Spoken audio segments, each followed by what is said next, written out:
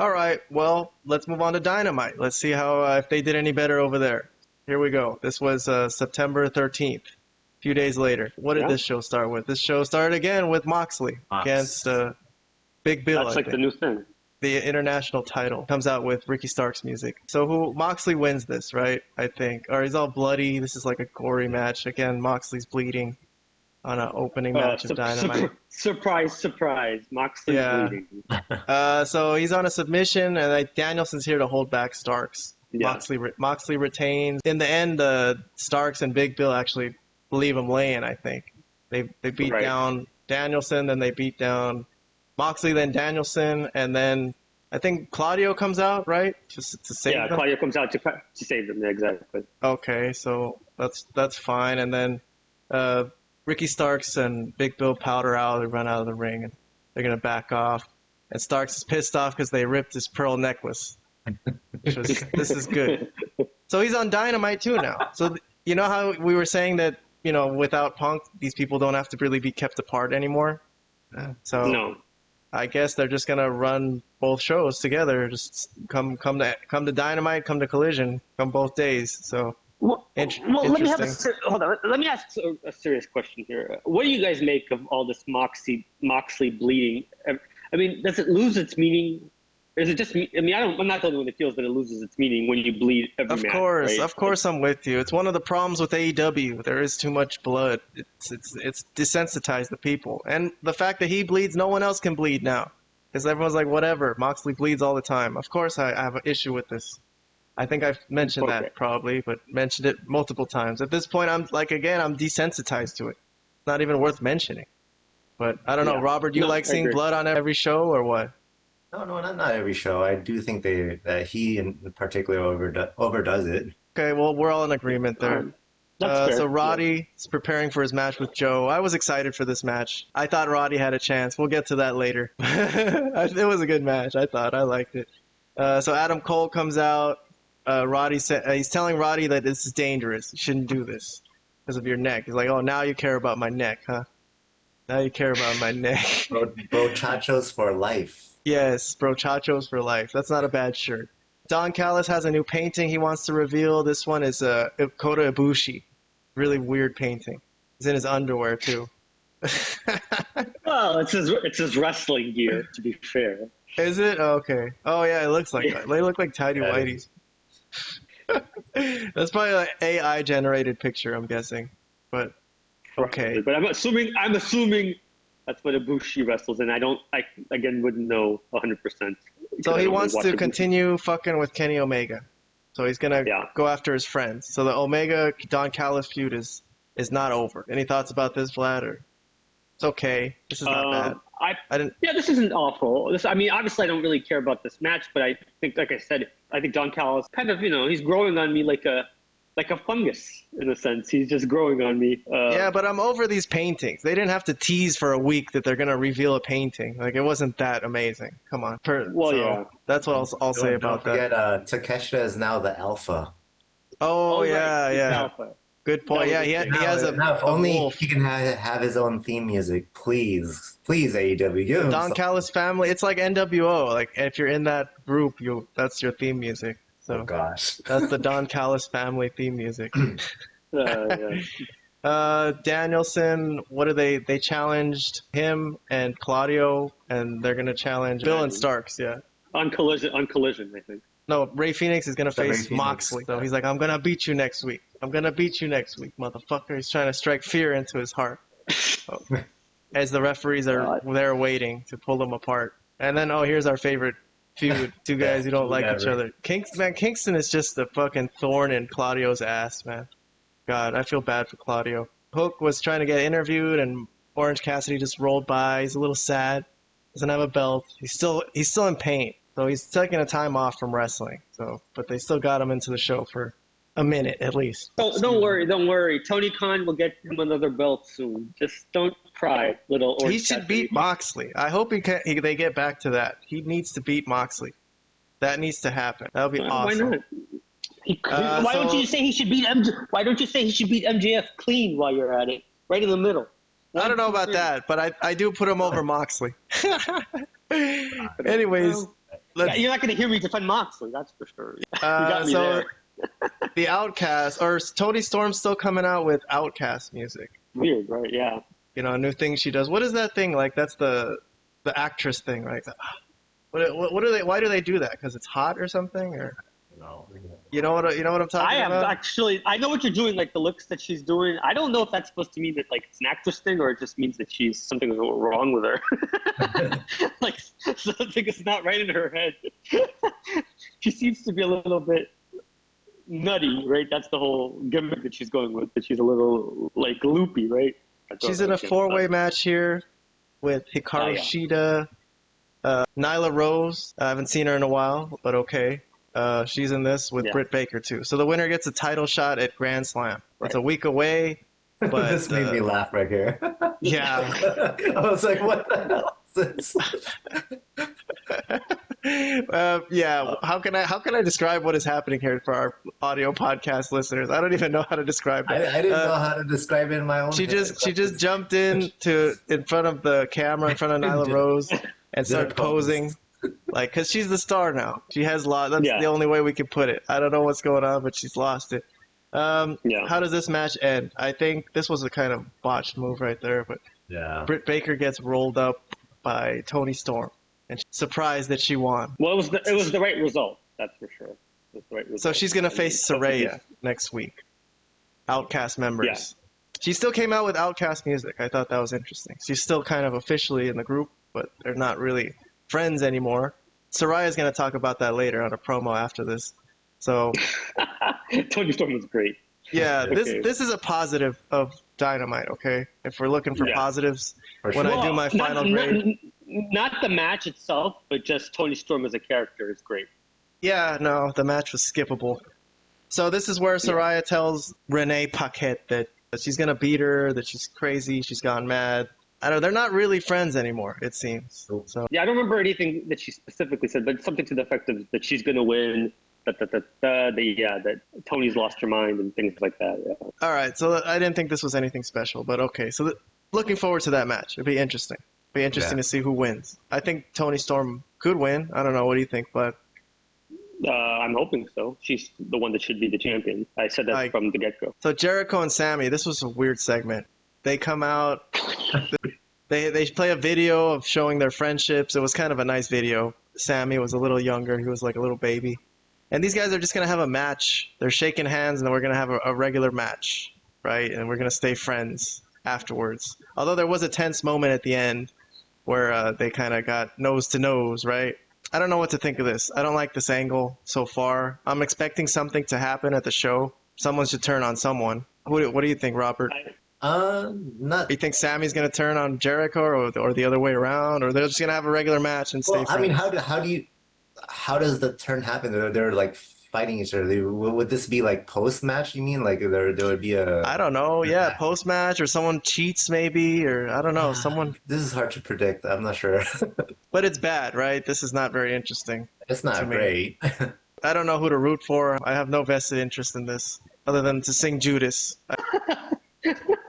Okay. Yeah, like if you're there at the stadium, you get to sing Judas. MJF, this was from the week before. This was a pre-tape. This was an odd promo too. He did the Scott Steiner thing with the mathematics. Oh, yeah. The Scott Steiner mathematics. You know about the Scott Steiner mathematics?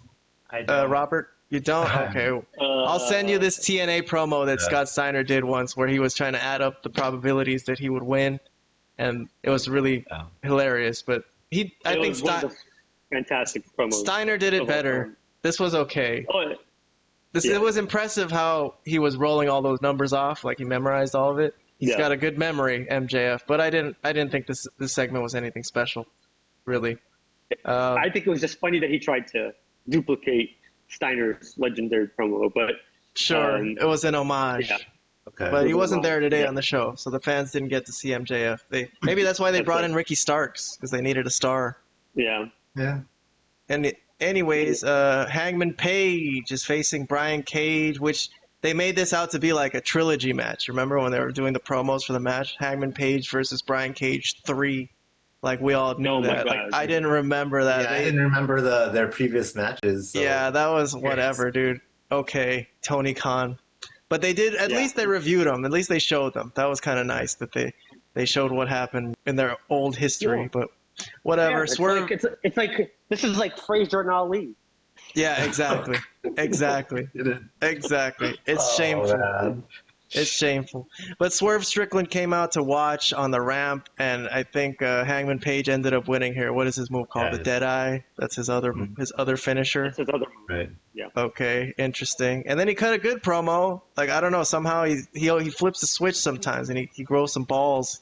And he did say that, Swerve's kind of a coward this week for sending someone else to do his dirty work, which was a good point. Made a good point. And Swerve's like, yeah, I'm not fighting you tonight. We're going to fight at Wrestle Dream pay-per-view that's coming up, I guess. They're adding, maybe they'll have 12 pay-per-views like WWE at some point. Because now they're almost, at 6 now?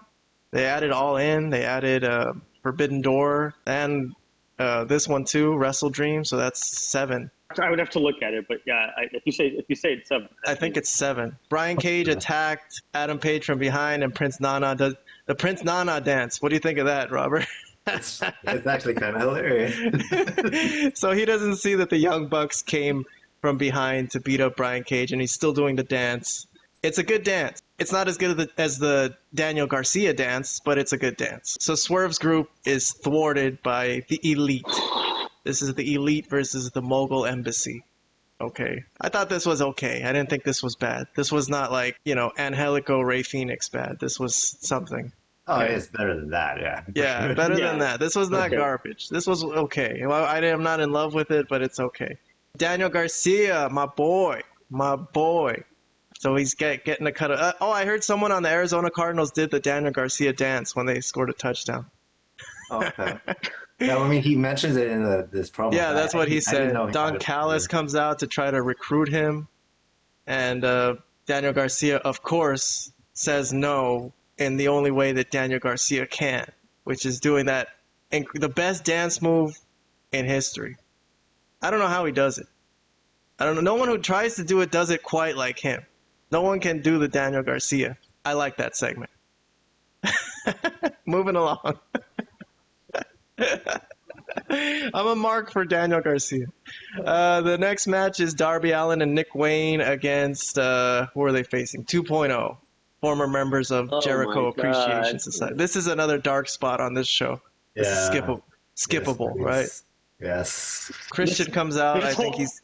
This whole thing has been dreadful for the past... Oh, wait. I thought it was pretty hilarious, but Christian Cage set up Nick Wayne's mom. Yes, again. Yes. All right, well, I'm going to get to that. So these guys win. Darby and Nick Wayne win. I thought that was a cool, stereo finishing move from two sides. Christian gets the mic, as Robert says, and drops bombs about Nick Wayne's mom and how he's chatting with her on Instagram. Slid into her DMs. I don't remember anything else he said. You guys remember anything else he said off the top of your head? I don't know. Something about that she should post more bikini pics or something. Yeah. I don't know. Yeah. Nick Wayne should they should attack him. They're just sitting there taking this verbal abuse. I would have ran up the ramp. And it happens all the time. He constantly just gets to talk about his mom and about Darby and about Darby's family and everything in between, and they just let him rant, which is of course great because Christian's a great talker, but in reality, why would you let this guy just talk like this and just not do anything? I mean, this happens all the time. Plus he's talking about his mom. He's got to get in there and do something about it. He's got to do something. It was okay, but still the match was nothing. This was okay. Yeah, this was okay. So here's my boy Roderick Strong, focused, ready to go. He's got a tough match tonight against Samoa Joe.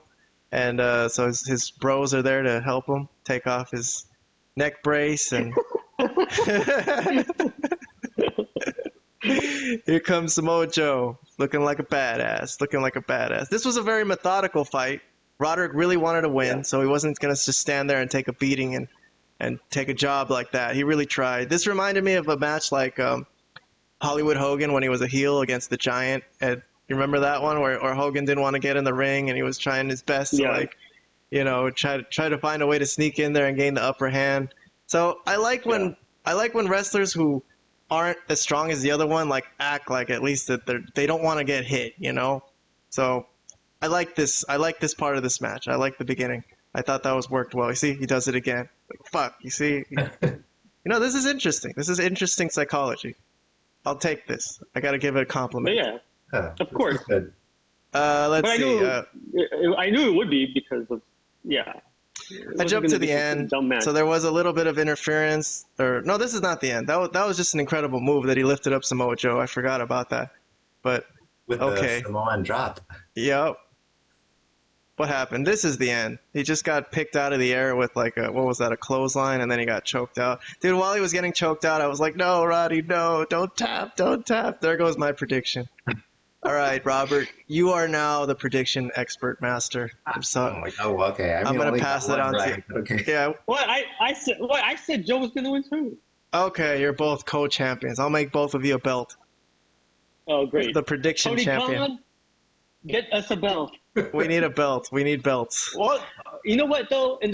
We should be the trios champions. I think we should be the trios podcast champions. Yeah, we don't have any other trios to face though, so we're always going to be champions. We're the only trio. Well, I'll take it. Sure, why not? Why not? I just want to carry around the belt around my shoulder everywhere I go. All right, let's talk about the afterbirth. So Samoa Joe, this is the one where he comes out and cuts the promo. See, I got confused on Collision. So he's going to beat up Max and take his title from him, right? From the kid. Yeah. He walks out. So this part was weird. So Roderick, you see his friends are like, come on, put the neck brace on. He's like, I don't want to. And then he sees Adam Cole and he fakes being injured, right? It's really weird. This is so weird. And then really quickly, like in 30 seconds, already like a gurney's out and everything. I like how he keeps yelling out, Adam!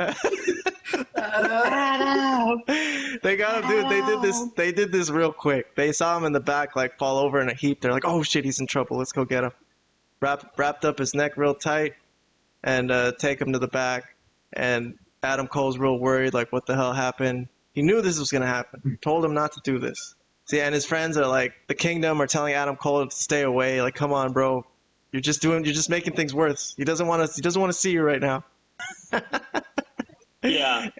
And then what happens next? Samoa Joe, right, comes from the back, from behind, chokes out Adam Cole. So this was the end of the show.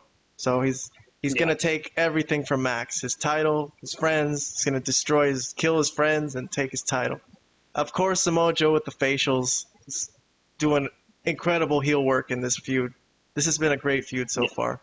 This was a little better than Collision, I thought. Yes. Yes. I would say so. Yes, I agree with that. Samoa Joe is just one of my favorites. He's just such a good worker. He is when I think of a pro wrestler, I think of somebody like Samoa Joe. He's just the perfect wrestling personality and character. He's great.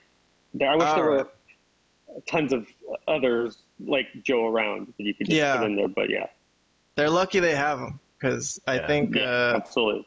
I think he's kind of been looked over at times in his career, like late in his TNA run. Many times. Yeah, many times. Yeah, he was released twice from NXT, right? And he was, or whatever, from WWE. Like, the guy is obviously could be a helpful hand, definitely in their developmental, or even on their main roster if they wanted. The guy is clearly one of the best wrestlers in the business. I don't think anybody would deny that. Well, that was Dynamite. You want to give a grade since we did it for Collision? I'll give this one a C, I guess. Same here. Just normal, average. Yeah. I think I'm going to agree. I think this was like a C. Wasn't awful, but not great. Yeah. I think, yes, I agree with, for the first time, I think we're all